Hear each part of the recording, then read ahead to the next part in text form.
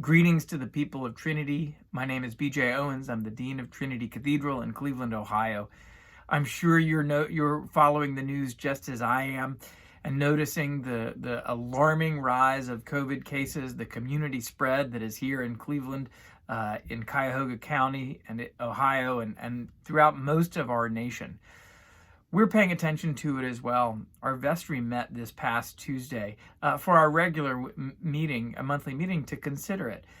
One of the losses of this time, besides the health anxiety, besides the economic impact, besides the loss of rituals and traditions and things that just make life feel normal, one of the losses is a feeling of powerlessness.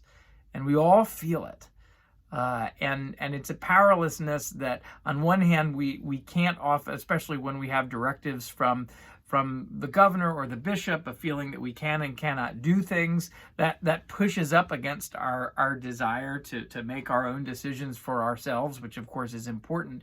But that feeling of powerlessness is very frustrating, especially when the reality is that there is a larger powerlessness against which we are all pushing against.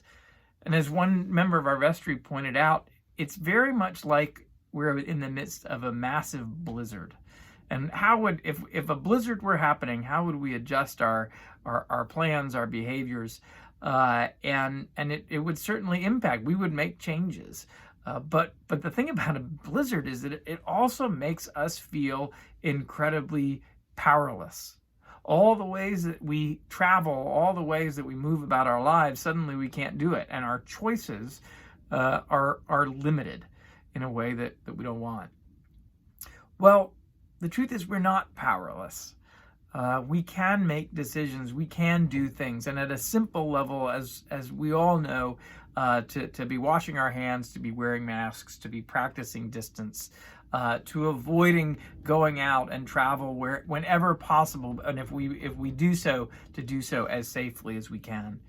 But as our vestry, when we discussed, this was something that we can do in order to care for our community as well as those beyond our doors who we cannot see. And so we have moved to further limit in-person activities in the cathedral for this period of time when the alert level and the disease spread is so high. We're going to go back to pre-recording our services after this Thursday. We're already in motion to offer a live stream this Sunday. Afterwards, we'll be pre-recording.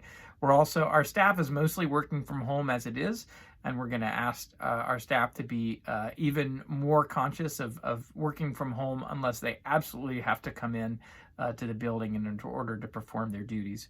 We'll continue to offer a place at the table, but we will no longer offer personal prayer time in the cathedral during the week. There'll be we'll be paying attention to this, of course, as the weeks and months go by.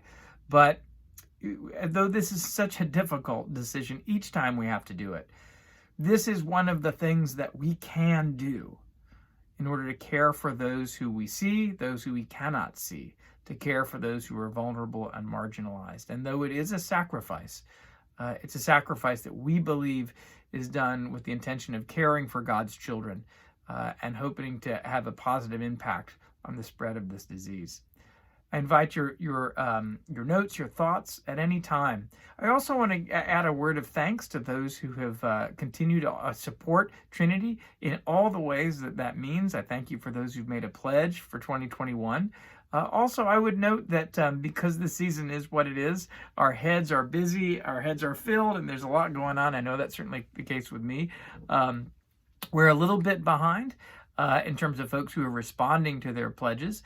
A handful of folks who typically would have, who we just haven't heard from this year. Perhaps your situation has changed, and we certainly understand that. But if it's also just a matter of it fell to the bottom of your inbox, I hope you'll take a moment to prayerfully consider how you can support Trinity in the coming year and to go online and make a pledge. I give thanks for all that you do. I give thanks for this community, for the way you serve and care for our community, for the way that we sacrifice for those for whom we care, and echo God's love for each and every one of us. Blessings.